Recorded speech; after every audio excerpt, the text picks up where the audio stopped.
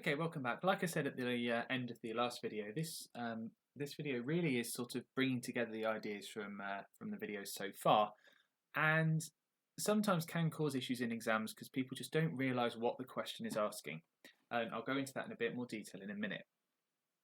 Essentially, you can see on your screen the title really, which is conservation of energy, and hopefully that's something which you can remember from when you looked at energy stores and transfers. This idea that energy can't ever be created or destroyed.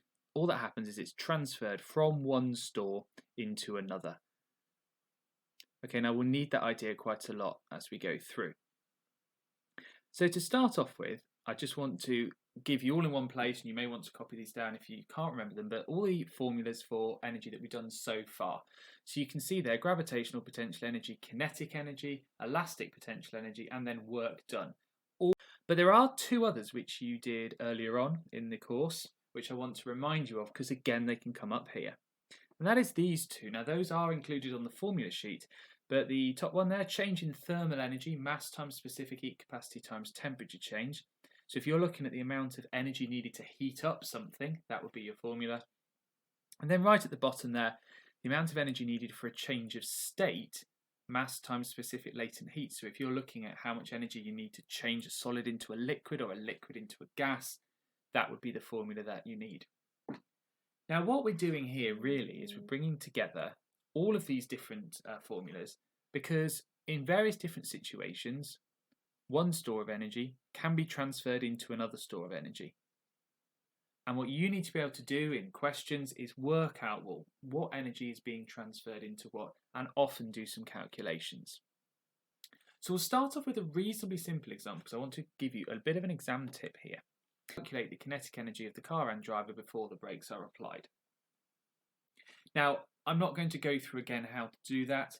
If you want a reminder of that, go back to the kinetic energy video and look at how you work out kinetic energy.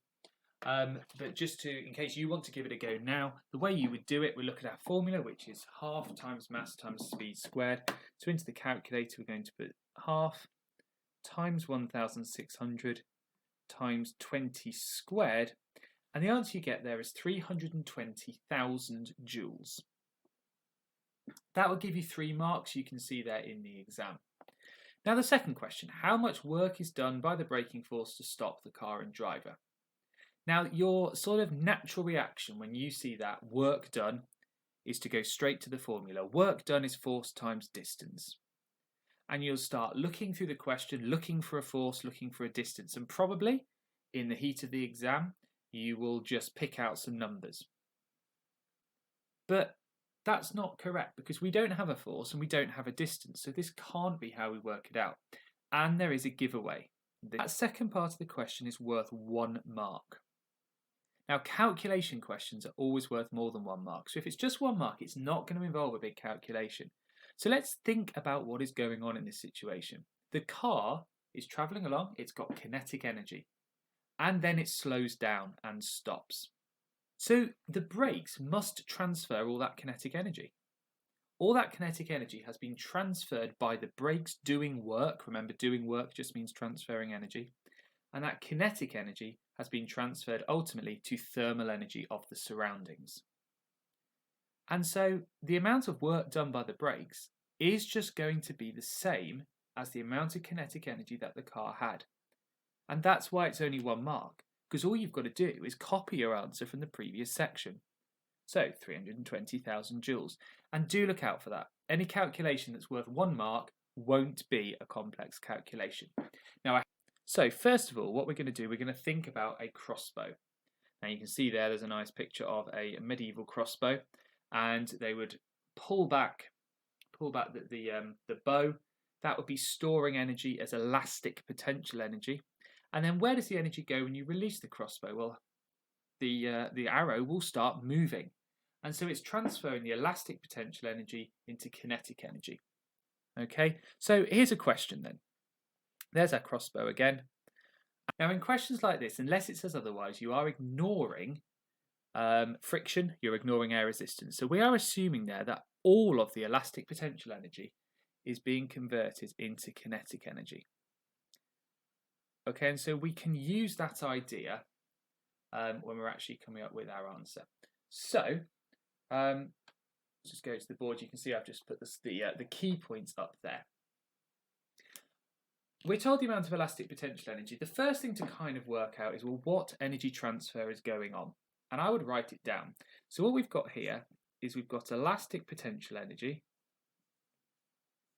and that's transferring into kinetic energy. As I say, we're assuming no energy is being wasted due to friction or anything like that. Okay, now, elastic potential. We don't need to worry about the formula for elastic potential because actually we know what it is. Look, it's up the top there. It's 1,000 joules. And that's transferring into kinetic energy. Now, kinetic energy, we're not given directly. I mean, we know it's going to be 1,000, but we're trying to work out the speed. So let's try writing this out as a formula. So kinetic energy formula was half times mass times the speed squared. And now look, it's just become a question that we can answer using our methods that we had before. Okay, so let's put in the numbers. 1,000 equals half times, well, the mass was 20 times speed squared. That means 1,000 equals, well, half times 20 is 10 times speed squared. Then just like we did before, I'm going to divide by 10. That gives me 100 equals speed squared.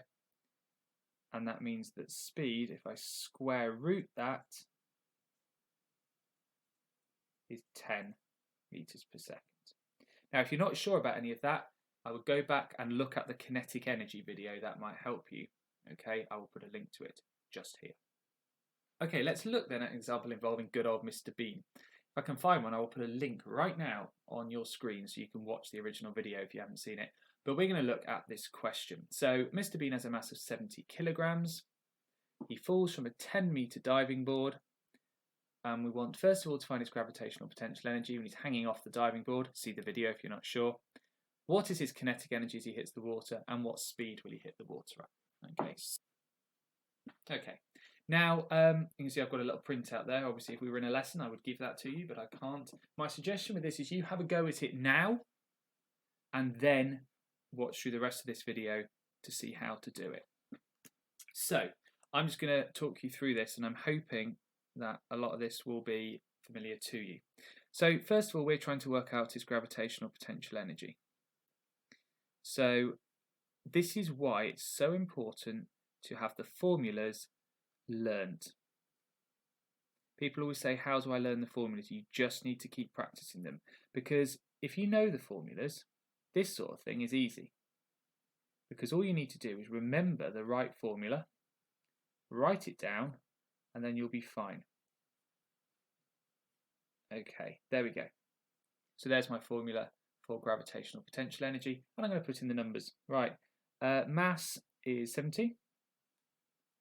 Gravitational field strength, we're on Earth, so it's 9.8. The height is 10. So 70 times 9.8 times 10, I'm going to get my calculator, I'm going to type that in, and the answer I get for that is 6,860 joules for gravitational potential energy. Okay, there we are, first bit done. Part B. What is his kinetic energy as he hits the water? Well, I'm going to also give you a bit of a hint here. That could be 1 mark in an exam. So thinking back to what we said earlier, well, this gravitational potential energy, that would convert into kinetic energy. So it's going to be exactly the same. 6,860 joules. Okay, now part C. This is using the idea then that the gravitational potential energy has converted into kinetic energy. It's transferred to kinetic energy. So basically the gravitational potential energy, which he had at the top, that must be equal to the kinetic energy that he's got at the bottom.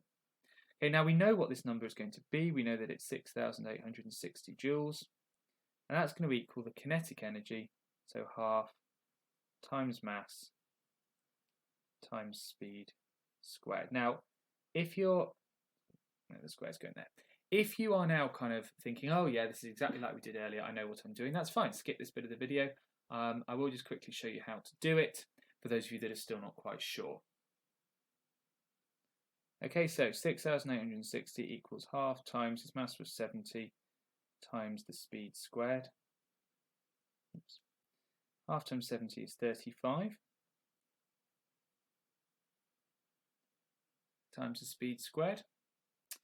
So I'm now going to need to divide both sides by 35. So I've got 196 equals the speed squared. I'm very sorry I'm out of room down there. But that means the speed is the square root of 196, which, if I'm not mistaken, is 14 meters per second. Right, let's have a look then at this example to do with Oblivion. So the Oblivion ride at Alton Towers, lots of you might have been on that, drops to a vertical height of 50 meters. Ignoring air resistance, how fast will you be travelling at the bottom? Now, there's a reason for going through this as our final example, and some of you might already have sort of clocked what it is and clocked why this is a little bit more tricky to do. Let's first of all think about energy, and obviously at the top, our roller coaster car has got a lot of gravitational potential energy. So the gravitational potential energy at the top, that's going to be equal to, or transfers to, the kinetic energy at the bottom. So the gravitational potential energy at the top is equal to the kinetic energy at the bottom. Okay. Now, we might think, well, we can do it the same way as we did the Mr. Bean question. Let's work out the gravitational potential energy. But we've got a problem. We don't have a mass in the question. If you look, there's no mass in there. And we know from when we talked about falling objects that all objects fall at the same rate due to gravity.